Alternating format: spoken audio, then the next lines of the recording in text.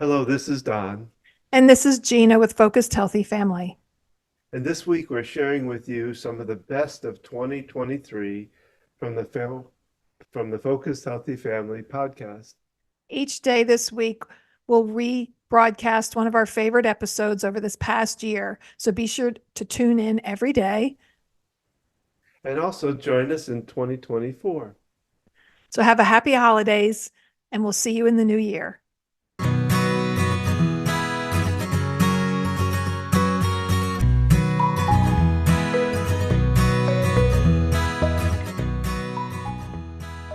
So I went to St. Louis, which is my hometown. This is before we were married. It was 1993. Yeah. And so for some reason, I went by myself. I'm trying to remember. I think it was a holiday, possibly. Could have been. Yeah. And when I was there, I wanted my mom and I decided to go down to Union Station, which is the huge main train station in St. Louis. Really nice, neat place, and they had converted a lot of it over to kind of a shopping mall. I'm not even sure if the train still came in there at the time. And while we were there, I wanted to get something for Gina. Just wanted to. And what I was able to come up with, I found this. Grover, he was in one of the shops there. Yes. And I know we had talked a lot about Grover. In fact, you gave me the book, Grover Sleeps Over. I don't know if you remember that or not, but that's what we did. So Somehow we had a connection with Grover. yeah. And you talking like Grover, and that's how you story. So I was in the shop. It was one of these kind of fancy kind of shops, I guess. I don't know. And they had all different kinds of stuffed animals and different gifts and stuff like that. And so I really thought this was cool and have loved it since we've gotten it. But I brought it up to the checkout counter and put it on the counter, and I was paying for it. And the lady was putting Grover into a bag. And as she was putting in, I started to talk. I started going, no, I do not want to go into bag. I can't breathe it. No, oh no, I can't breathe in here. And the lady at the desk was like, was looking at me like, what's going on? And then she started to kind of laugh about it because I kept going, and as I walked out of the store, I'm going, I can't breathe in here. Please let me out of this bag. Who put me in this silly bag? So anyway, that was where Grover came about. I'll let you have him now because we have used poor Grover for a lot of things. Came a beloved family. That's right. I love this family. So they're not blue, but they should be. Years later, Harrison came along, our first child, and my parents were living on Lake Murray, about 2 hours from where we live. And I would take trips down there and take him with me, and it would be the two of us in the car. And gosh, he was a toddler, kind of somewhere in the ages of 2 to 4. And to keep him entertained, we'd have Grover. And while I'm driving, I would do things like having Grover talk to him in the back seat. I can't even remember the kinds of things that I would say, but it kept him entertained and for the 2-hour car ride. And so well, I remember sitting on my shoulder and like leaning up. I'm trying to remember something like that. It wasn't the easiest thing to do and drive at the same time. And then like I'd be speaking as Grover, and of course Harrison always got such chuckles out of that. I think I used to do kind of like a, peekaboo kind of thing. It was easy to amuse our first child. Oh yeah, because I always had the hat trick. I'd put a hat. I had this hat, big, like I don't know, almost like a Texas kind of hat. And I'd leave it Indiana Jones hat. Yeah, I'd leave it on top of my head, but I'd leave it real loosely. And all I had to do was kind of tilt back a little bit and the headrest would knock it off and he would just chuckle away with it. So hello, this is Don. And this is Gina. And we're with Focused Healthy Family. Today, this is podcast number 66. and we are talking about juggling. Sandwich generation jugglers, as we're going to call it. But before we do, let's take a moment for our sponsor. Hey guys, it's Don here from Focused Healthy Family. And instead of our sponsor today, I wanted to take a few minutes to talk about the workshop we're doing based on this book. And we talk a lot about the book. We've talked about it in our podcast, How to Talk So Kids Will Listen and Listen So Kids Will Talk by Adele Faber and Elaine Majlis. And what we were so impressed with this that we decided to do the training the training for it and begin doing workshops on it. We've been doing them now over the last couple of years and have just been amazed by the changes that we have seen happen to parents who are dealing with kids and watching it changing how they communicate with their child, but also how it changes behavior and it changes anxiety. It brings anxiety down in the house. And like I said, I've had an added bonus to it is I use the same material, the same stuff that's in here for my adult world with my profession, because the concepts in this book, they give you real practical steps you can take to change how you communicate and make a difference between having a 15-minute conversation or a 1-hour battle. They tell you in here how to do that in many different ways. And so we do workshops. Uh, it's a 6-week workshop. It's a 2-hour a day workshop. But what we did is we split it into 2 days, 1 hour each day. We do it at noon Eastern time. And we have had people all over the world that have come onto the class, and really neat stuff. And I'm going to play for you uh, one of the parents' testimonies on what they thought of the class. So listen and see what they said. So starting January 9th, 2024, we're doing our next series of 6-week classes, and they're at noon on Tuesdays and Thursdays, each week for 6 weeks. And you're going to gain a lot of different skills that are very important. Plus, you'll have the opportunity to have other parents and listen to how they deal with things and what's going on for them, and literally working through examples, role playing, um, learning some good content to the book, and just having a good time too at the same time. We have a lot of fun while we do them. I hope that you can join us for this workshop. Again, it's all virtual via Zoom, and it's 6 weeks starting January 9th.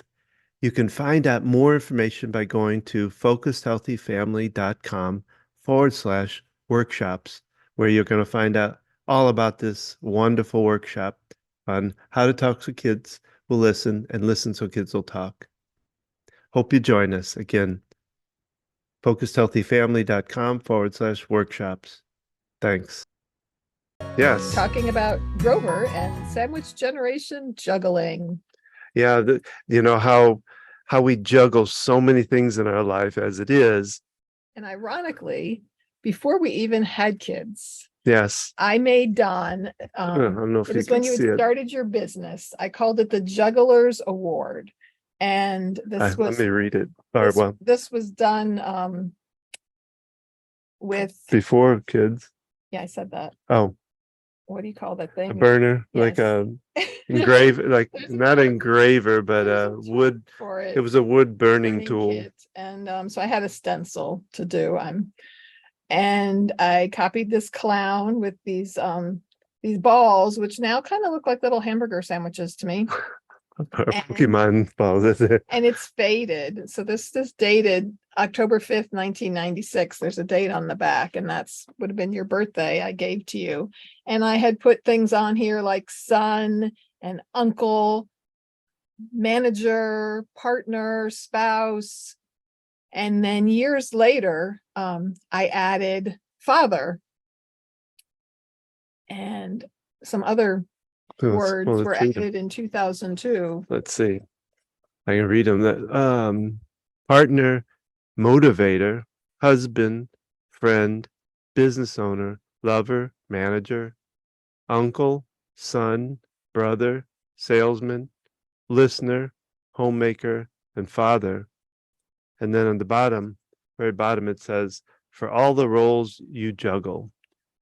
So just kind of interesting that I made this at the beginning of our marriage.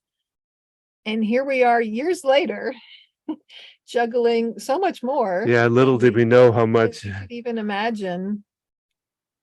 So we've taken these roles on pretty seriously. So we've talked a bit about the sandwich generation and what that means. And it's a matter of caring for aging parents along with your children, either children under the age of 18 or adult children that you are supporting in some way, either financially, emotionally, or both, as we are with our 21-year-old and having the 14-year-old at home. And how that entails as far as time, the time demands, the emotional demands, financial demands. Some of us are supporting aging parents and children financially.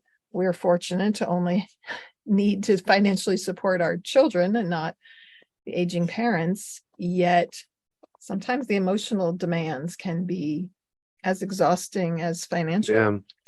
And we're going to want to look into, how you can do that. How can you better juggle those different stress factors, anxiety, and the physical part of it? How do you juggle time? And if you can figure that out, please call us and let us know. We're going to give some suggestions because we're still figuring it out. Maybe Grover can help. He'll just keep popping in. Have some answers. You will watch me say, I can do Grover's voice while I drink water. I'm not a good ventriloquist. So little humor there. But what we're going through right now. My dad's had a second trip to the hospital this year. And so it's demanding a lot on both of our times, really. Yeah. And my dad has dementia with his Parkinson's. And so his understanding of why he's at the hospital and what's happened. And when he calls out for my mom and she's not there 24/7, and him understanding what's going on, it adds to the challenges. He has enough awareness and understanding, yet still has. Well, it has a lot, there's communication, how to communicate with him or the aging parent who's having the dementia, the problems, communicating with the spouse or the caregiver, that's with them. Also the caregivers in the location where it might be, with like a rehab or a hospital. Yeah. Even helping them, especially the aides and techs, even sometimes the full nursing staff, that he has Parkinson's, and how you give him directions matters, and telling him to take big steps, and turning. The biggest thing is, put your arm here, turning. And it's so funny because the insurance looks at, how far can the person walk? Well, that means that they only qualify for this, but anyone can walk in a straight line for 200 feet. That's not the problem. The problem is turning and backing up to sit on the bed, using your walker appropriately to do so. That's when falls happen. Transitional movements, reaching movements, not just going in a straight line. There's so much more balance involved in having to turn in position, and giving him the cues he needs, whether it's visually pointing or tapping, touching this, we're going this way. Sometimes with Parkinson's, breaking it down too much is more challenging. Like sit on the side of the bed sometimes is easier for them to follow than, turn and step. Well, yeah, take him one direction at a time, Well, but sometimes the functional thing makes processes more quickly in the brain, but depending on the type of dementia, that can vary. And having that understanding of how to do that, and sometimes it's just letting them know what's going on. I see this all the time, unfortunately. I work in a great facility that's a skilled nursing facility where we have short-term rehab and long-term care. and they come in to help someone move in bed, and they don't always tell them what they're doing. Oh, Like, yes. now I'm going to have you roll so that I can change you, or I'm going to lower the head of your bed so that it's easier to scoot you up. And just saying those little things as far as what you're doing, no matter what the understanding is of that person there, it helps so much than just jumping in and doing it. And we get, the doing, jumping in and just getting things done is at the cost of their emotional well-being, that they know what's happening to them. And so, kind of backing up a little bit. Okay.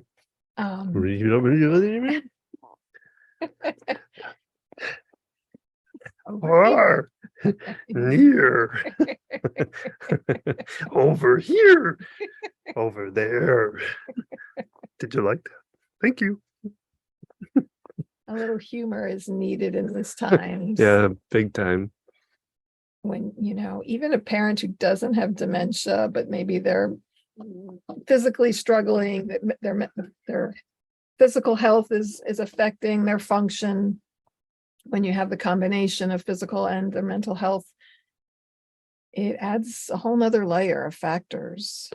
Well, and talking about helping the CNA or even the nurse and communication and all of that, the big problem too is that there could be multiple things going on for that person, and every person could have different multiples of things happen. So what your dad's going through versus what this other person's going through, even though they both have maybe Parkinson's, your dad has some back issues, and of course now the dementia. This person could have that, plus he could have ADD or what, who knows. Right. And so I think it would behoove the caregiver person, the spouse, the family, whatever, one, to learn about these different things themselves. Oh, I apologize. That means my daughter has her therapy session online right now. So while you talk, I'm going to let her know that via Discord. So, not to put the burden on the family necessarily, but to know that it might be important for you to let that CNA, that nurse, that even the doctor, if they know the different things that your parent is going through, your aging parent is going through, so that they can understand better, because they can't go into one Parkinson patient and necessarily act or say the same things as they could to the person down the hall that has Parkinson's but has other things along. Does that make sense? Yeah, every person is an individual. And back to the idea of juggling. So here we are doing a podcast. I'm communicating with my 14-year-old who's just upstairs via my phone, because Discord is where she's at all the time, to remind her of things. And was on the phone this morning. My mom is at the hospital with my dad, and the doctor came in the room. So she put me on speakerphone so that I could be part of this conversation. And looking at all these layers. Yes, the past weekend I worked and then went from there to the hospital to be with my dad so my mom could go home and have some rest time. And, I'm on the phone or texting with our daughter 3 hours away and helping her. We helped her move this past weekend, and she's trying to find where things are at. And I did some unpacking while she had gone to work, and the juggling of all these different responsibilities and supporting people. And the key is finding time that you are refilling your cup, that you are getting the support that you need, because exhaustion and caregiver burnout is a very real thing. So it goes into the idea about asking, and this is something I have to work with a lot of clients and patients with myself. I have in front of me majority of the time, probably 85 to 90% of the people that sit down in front of me are givers, as I call it, or pleasers, that are afraid, that have gotten to a point that they do not ask for what they need, because they've gone under this philosophy of it is better to give than receive. And so I have to work with them in changing that and train them in how to ask again. because as I talk about it, one of the things I talk about is that in being the pleaser, the giver, you train everybody around you not to give to you, not to support. And I don't mean Christmas gifts or birthday gifts. I'm talking about support, Yeah, when love, people ask attention, for all of help, that. when you don't allow them to help, Hmm. when you don't ask for help, or when you turn down the help that they're giving, you're kind of putting that message out that you don't want their help, and they stop offering. And then you're in this position When you really need it. taking on too much, and you might not realize it in the moment. And here, and this is a thought that I give to my clients and patients that I work with when they're thinking about having to ask somebody for support. And especially here when we're talking about this caregiver or parent that is taking care, a spouse that is taking care of their husband or wife or whatever. When it comes time to think about asking for help, think about this idea. As you've been a giver in your life, you know that when you give, it kind of gives you a warm feeling in the heart. It's a like a blessing that you give yourself because you've helped somebody. It feels good to help people. Well, in not allowing others to give to you, you rob them of that good blessing feeling, their opportunity to help somebody in the community, help somebody in their family. And I don't like saying that, as that's not a judgment on you, but something to have in the back of your mind when you're ready to ask somebody for help, is to think about this fact that I'm giving this person an opportunity to have a blessing, or a good feeling So anyway. when you allow them to help, you are giving to them. You're Mhm. giving them that gift of being able to help somebody, and how uplifting that is. I know when we've been going through things, whether it's with our child and their mental health, or my dad and my son's girlfriend, or other people need my help, I'm like, please do reach out to me, because it helps me get out my own situation, to step into other areas. Yeah, being, giving back to the community, and we've had a lot of support from our friends and community throughout different times in our life. When I had my heart attack, and well, we could go into another whole area, and I think we've talked about it before. When it's mental health issues, it's a little different, and that's one area that we need, I think, to change. And I think with the sandwich generation, it's the same thing too. We need to really, help people to understand that it's okay to ask, and it's because you need support. Because the other thing I tell the a pleaser, a giver, caregiver for that matter, is that at some point it becomes a burnout place. And as much as you want to care and give and help somebody, you may not be able to physically, emotionally, or just not even be here to caregive. So it's really important to think about asking for support, and finding ways that people can support you. Yeah, knowing what it is that restores you, that recharges your batteries, Mhm. what things matter to you, what is restful to you. That can look different for different people. For some people, it might be taking a bath and reading a book, or for Going to a someone else, movie, or yeah, getting out of the house, yeah. going out to eat. Or we were able to give that gift to my mother back in the winter when my dad was going through rehab, and I reached out to friends and neighbors as far as providing meals when they returned home. And it worked out that my brother had been in town, and right after everybody left, my mom had gone home, and her friend of many years, who she hadn't been in touch with recently, offered to bring her a meal. And then they wound up going out to eat together at Panera, and just it Yeah, I was a helped to connect connection that. for both of them, because Yeah. she had lost her husband, right? And so Yeah. the two of them having that connection. So finding ways to help people, even though, my mom was a little reluctant on this meal sign up service. That's the only thing that came out of it. And yet that was powerful, that one little thing did make a difference. And it didn't take that much time on my part to set that up and try to make some connections out there. Well, and thinking about, because the other question that I've heard is, what about those that are a long distance? those that aren't in the same town or same area, that may be 3 hours away, maybe 13 hours away by plane or whatever.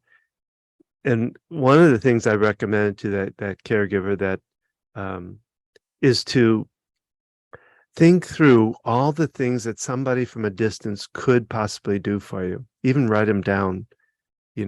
Can they call and make a telephone call to your aging parent and just talk with them for a half hour, an hour, so that the caregiver themselves can step away, at least, if not go somewhere, but at least step away, take that bath that you talked about, or or do something around the house that they haven't been able to do. That brings up a story when our middle child was dealing with her anxieties and obsessive compulsive disorder and was so stuck as far as going places, and we needed to go somewhere or had an activity we wanted to attend. My brother would babysit via long distance. Oh, yeah. So she was around 10, 11. So it wasn't that she was that young being home by herself. She would be on, I think at the time it was Skype with her cousin, Yeah. 600 miles away. And my brother would be there as well. And so she had this connection of someone else kind of being with her virtually and on the phone, and knowing that she could reach us or call us in a moment if she needed something and we needed to come home quickly. So finding ways outside the box to support. I've always been there. They could have counted on me. I know I could have done it. I babysat before. Yes, I did. Oh, I'll go. That brings up another fun story. So we recently lost our wonderful dog, Olive, 16 years and part of our family for over 13.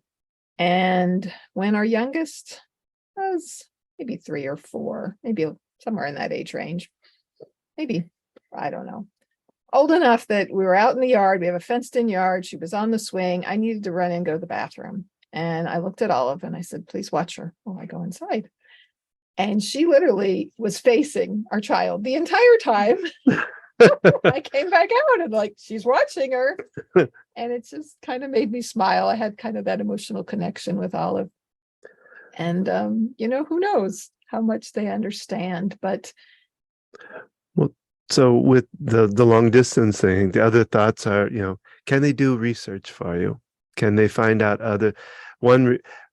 helping that person who's distant away understand better, but also they may be able to research doctors or treatment centers. You can look things up online now, even though you're maybe local, they could be researching it and digging into information and finding other options. Can they write notes? Can they write letters for that person?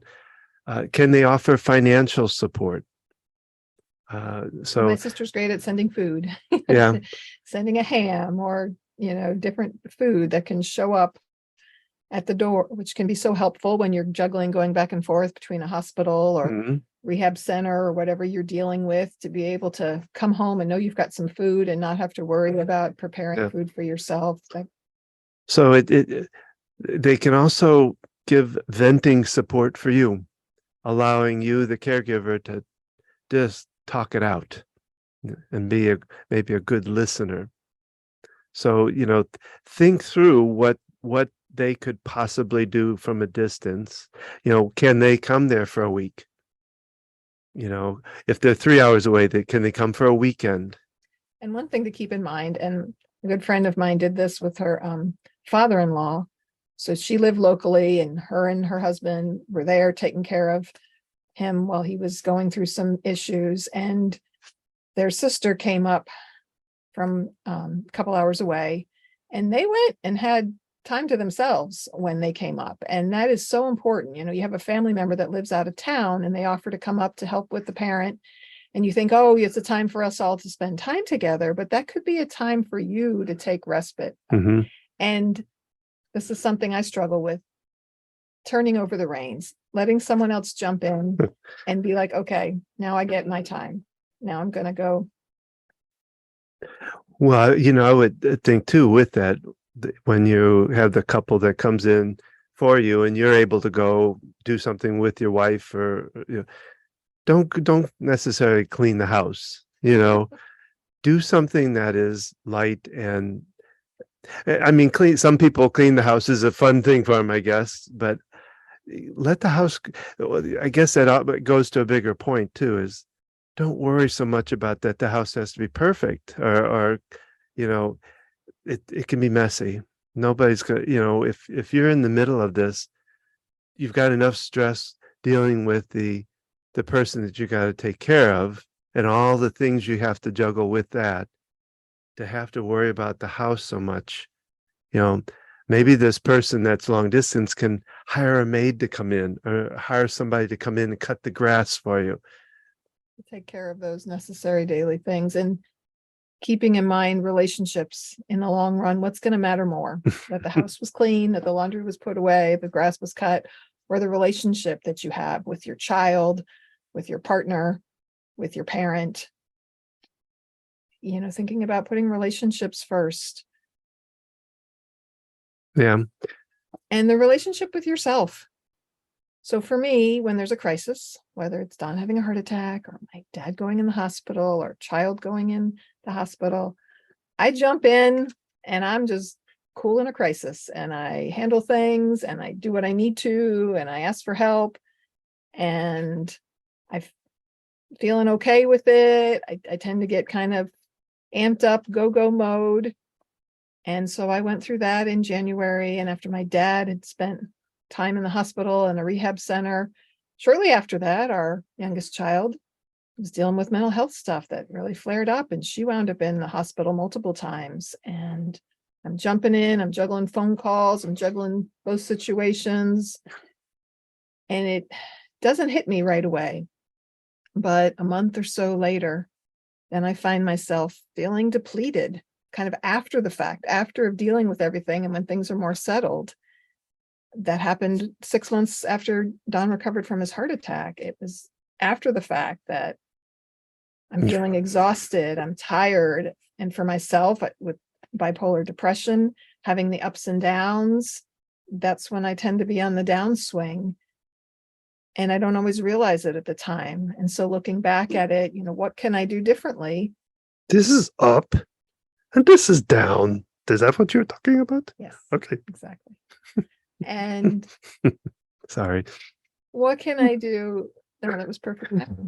To juggle that better, to prevent that exhaustion that can come later. Mm-hmm. I see that with older people. They cared for their spouse passes away, and then like 2 months later, they wind up in the hospital with an illness or something. They're depleted from all the time they put in caring for their loved one. And the toll that it takes on you is kind of a slow effect of pulling at you without realizing it. And in the moment you're taking care of things, and you have that adrenaline rush of kind of rising to the occasion and doing what you need to do. And in the end, have you taken care of yourself physically? Have you done some exercise? What's your diet been like when you're going back and forth to hospitals? What kind of food are you eating? Are you eating fast food? Are you eating snacks and bars? And are you getting fresh fruits and vegetables? And rest is a big one. Because you can't just like make up for sleep. If you're sleep deprived for a week, you can't just sleep in one Sunday. A week. It has a slow cumulative effect on us and our system and how we're functioning. For me, I turn to caffeine, and I'm not a coffee drinker, so I'm drinking tea. And that has an effect on our system and our body and how it functions. So a little note in there is that to try to do the best foods and all, but here's the other part of that. If you do eat the wrong stuff, or whatever, however you want to look at it, is don't beat yourself up about it, because stressing over it isn't helping your health either. So sometimes in the moment, do your best. You need food, you need something. Yeah. I remember when you were in the hospital after your heart attack, we had discovered our second child had gluten issues, and we had gone off gluten, and we ate a lot of peanut butter crackers from the vending machine at the hospital. Yeah. And in that moment, it was like, okay, we need food more than we need to worry about this right now in this moment. And planning ahead Now I'm great at packing a bag and grabbing snacks, and someone needs to go in the hospital and I grab my backpack and I've got my charging cords and my laptop. And so I'm ready to be able to operate if need be and to have those things with me at the time. Well, those crackers were kind of also an incentive for her at that time too, because she was having a hard time, a little bit of a hard time with me being in the hospital, of understanding, I think, and so if I remember right, it was a big thing for her to go to the hospital because she could get the crackers. That was their youngest. Yeah. Our Oh. youngest associated your trip to the hospital with peanut butter crackers. Oh, I misunderstood what you were saying then. Okay. But anyway, but crackers. We're all crackers. No. But having, when you're Did I having, say crackers? and when kids are having to go places like this, I know when my dad was in the hospital back in the winter and my youngest needed to come with me, she brought things to do. And there was a lobby area around the corner from where his room was, where she was able to sit and work on her things. She had her laptop. She could even connect with her friends, and finding ways to. And then, like, we had a nice car ride together and we had time together and we stopped to get something to eat together. So taking that time to connect with my child. Yeah, stay while connected, yeah. Giving care to my parents. And that's quite a juggling act. And that's where you can get lost in the middle of doing all of that. You've got a child that you're caring for, and a lot of people, my generation, have much younger kids even, and people juggling aging parents as we have children at later ages and people are living longer. You might be 35 or 40 and have elderly parents and also have Young kids, yeah. who cannot be left alone and need your attention. And how do you make all that work? We often don't have family who lives close anymore, as we have spread ourselves around the world and family doesn't live nearby. Do we have other connections, friends, be it church or other support groups or things that we're part of? Have we made those connections, and do we have those people in our life to step in and help us? Well, that's I think you and I were talking before we did this about the multi-generational home, where in the past, for many years in the past, probably I almost say from the beginning of time, but grandparents, parents, kids, sometimes relatives, aunts or uncles, could all live under the same household. And it was stressful, I would imagine, but it was also very supportive, because then they had people that could do things right there and then, that could watch, that could feed, that could do all the things. Yeah, my grandfather was drafted for World War II and they lived with their grandparents in an apartment building in New York City. So my mother was a baby at the time and grew up with her grandparents right there in an apartment with them. And when you have those multi-generations, they can take care of different people. And some cultures are much better at embracing that and having that support, because then grandparents are taking care of grandchildren and there's still that emotional connection. Well, what I talk about it, I'm actually looking at doing a TED talk on that idea, and kind of a new age kind of multi-generational home, because what I saw kind of happen in researching it is that, about the late 50s, early 60s, we kind of became the me generation, or it was people, the kids moved out, they moved away. I just read something about the Dwight Eisenhower building the road system and how it changed everything, and it allowed people to travel and move to different places and move away from parents. And so now what I'm kind of working on developing is this idea of a new age kind of multi-generational home, where it has a lot of digital stuff to it, where you've got Zoom very involved in that family, so that people that are at a distance can be part of the family, part of that household through a digital means, where you might have somebody that moves back to the house. There might be other members of the family that can't, but that can be there in a more digital way to be able to support in a lot of different ways. So I think our economy is kind of forcing this idea back to us, that, that we can't always afford to, the kids can't always afford to live away. So we're kind of coming back to this idea of the possibility of having multiple generations in a household. And obviously the pandemic has added to that since Yeah. 2020, and this whole Zoom culture that's just blossomed. And I love it. I have got some friends, and some of them weekly get together with siblings on Zoom calls, or we've done it around the holidays. And it's so important to establish that as a routine connection before you have the crisis. Because if you have things like that in place where you talk to your sibling once a week, or you have a Zoom chat or a call, and you have that in place, then it can really be helpful in times of crisis, and in times when you have the added stress of someone being in the hospital, someone getting hurt or injured, a death, whatever it is, and being able to get that support that you need. Dealing with my father, I am fortunate that my mother is in excellent health, and yet I see the toll it's taking on her, and being able to help her, being the caregiver for my dad, being the primary caregiver, and giving her the support that she needs. Sometimes that's even greater than what my father needs. And, how do I juggle all that? And what things do I do for myself? And there are some things I have done for myself over the years. Last year, I joined, it's a Restart program. It's a health program where you're looking at what you eat and basically doing a gut cleanse, a sugar detoxification program for a set number of weeks, and then slowly reintroducing foods. And over time, I lost some weight, but more importantly, it recharged. I remember at one point, I was not craving my tea in the morning, and I realized, I'm drinking this for the caffeine, and I have so much energy, I don't feel I need this. And finding how interesting that was by changing my eating habits, and then I was able to go and eat other things once in a while. But by doing that cleansing, it gave me that burst. And then I became part of this group of women, and that we meet almost weekly.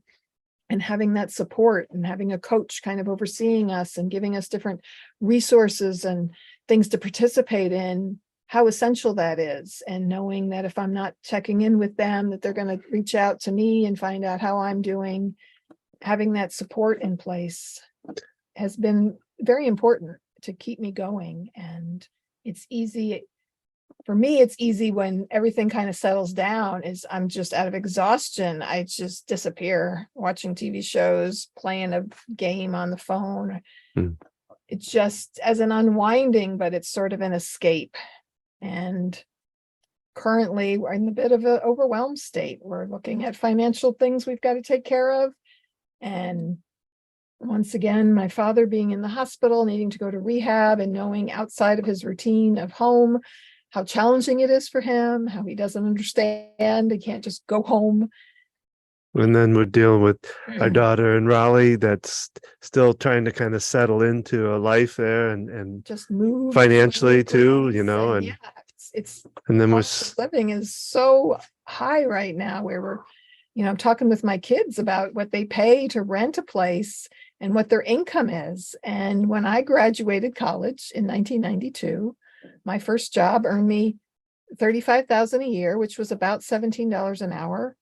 And I believe my apartment rent was $500 or maybe $550. So now I've got a kid making about that same amount of money, and yet can't find anything under $1,100 to rent. And, everything costs a whole lot more money now than it did then. And it puts an extra challenge on everybody. And this is why many grown children are moving back home or still living at home, because it's hard to afford to be on your own. Yeah. And so you have these different struggles. And for many people, their aging parents have not put the money away to have the money that they need to pay for their care. And so you can find yourself in the middle of having that responsibility as well.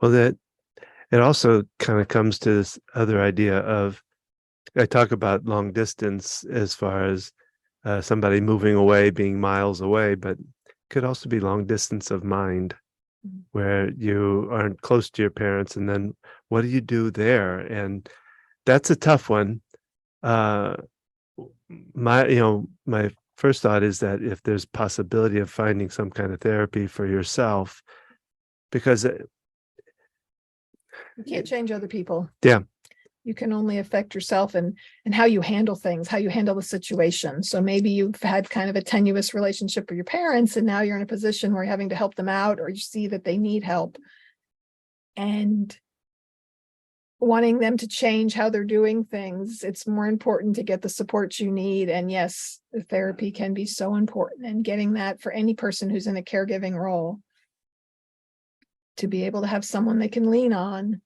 And maybe, your parent is not willing to talk to an actual therapist, but maybe they're leaning on you to be that support. So maybe you need a therapist if you're taking on all these things from other people and being the support for so many people. So giving you a lot of things to think about today.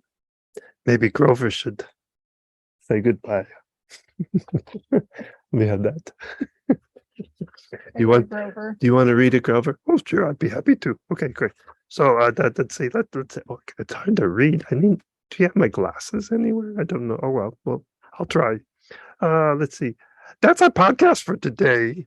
We hope you enjoyed it. We would love to hear from you.